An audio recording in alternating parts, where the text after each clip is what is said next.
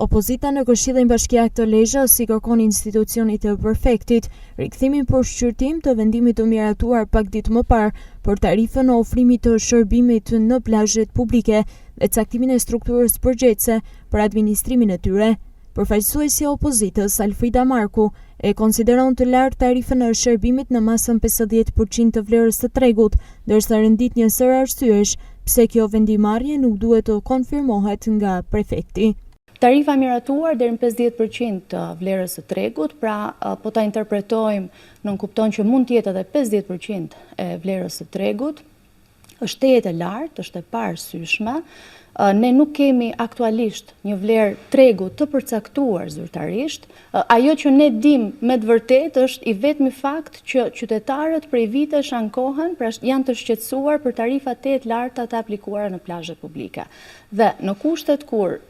tarifa miratuar është deri në 50% të vlerës tregut dhe ne nuk e dim sa është vlera tregut, atëherë mendoj që do të jetë e pashmangshme që edhe në këtë sezon qytetarët do të vijojnë të paguajnë tarifa të larta, por nga ana tjetër do të krijon kushte edhe për abuzime. Sipas Markut, Bashkia e Lezhë ka të gjithë infrastrukturën e mjaftueshme për të menaxhuar plazhet publike dhe nuk është e nevojshme që administrimi i tyre të bëhet nga një subjekt juridik, pasi diçka e tillë mund të sjellë abuzime. Bashkia e Lezhës, në gjykimin tim, ka të gjithë strukturën e mjaftueshme për të menaxhuar plazhet publike dhe se delegimi tek një subjekt juridik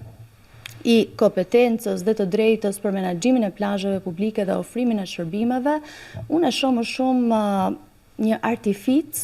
për të fshehur në sytë e opinionit publik atë çfarë do të ndodhë në vërtetë.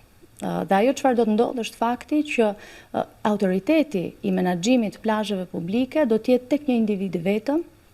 tek kryetari i bashkisë, përfshirë këtu edhe për caktimin e tarifave tejet larta. Lezhë ka një vijë bregdetare me gjatësinë 26 kilometra, e cila nis nga Rana e Hedhur dhe përfundon në Tale. Me reformën e ndërmarrë në sektorin e turizmit, bregdeti do të shfrytëzohet vetëm, ndërsa pjesa tjetër e plazhit do të jetë publik, që në Lezhë është vendosur të administrohet nga një shoqëri juridike e krijuar nga bashkia.